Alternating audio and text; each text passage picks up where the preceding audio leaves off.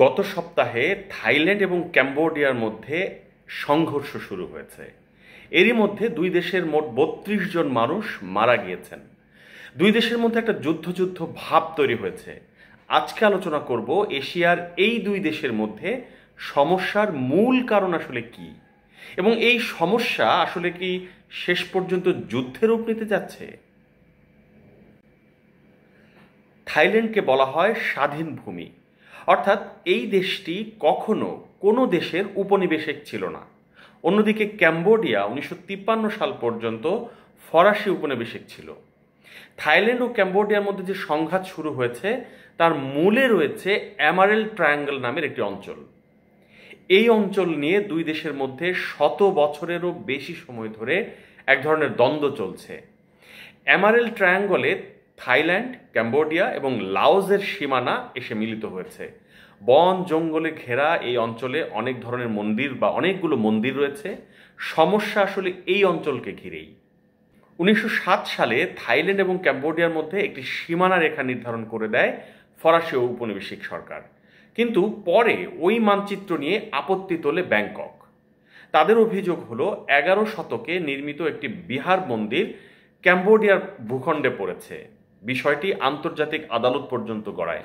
১৯৬২ সালে আদালতের রায় অনুযায়ী এই বিহার মন্দিরটি আসলে কম্বোডিয়ার পক্ষে যায়। এরপরও ওই মন্দির ঘিরে এখন পর্যন্ত দ্বন্দ্ব রয়েছে দুই দেশের মধ্যে।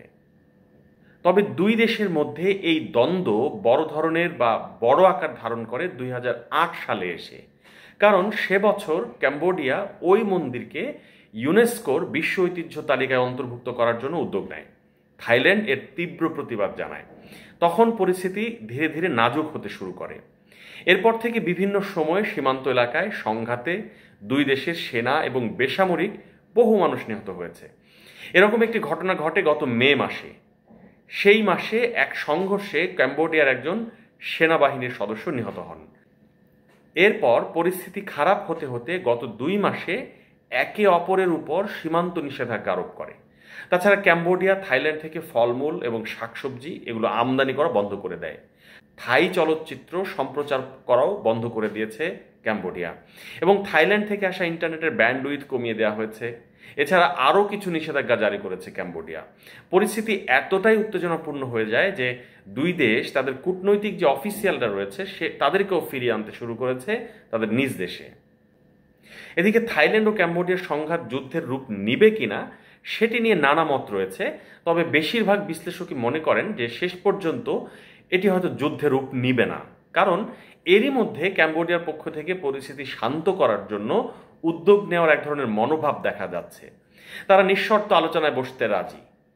আবার থাইল্যান্ডের পক্ষ থেকে বলা হচ্ছে যে যদি পরিস্থিতি খারাপ হয় তাহলে এই সংঘর্ষ যুদ্ধের রূপ নিতে পারে, তবে তারাও এই বিষয়টিকে কূটনৈতিকভাবে সমাধান করতে চায়।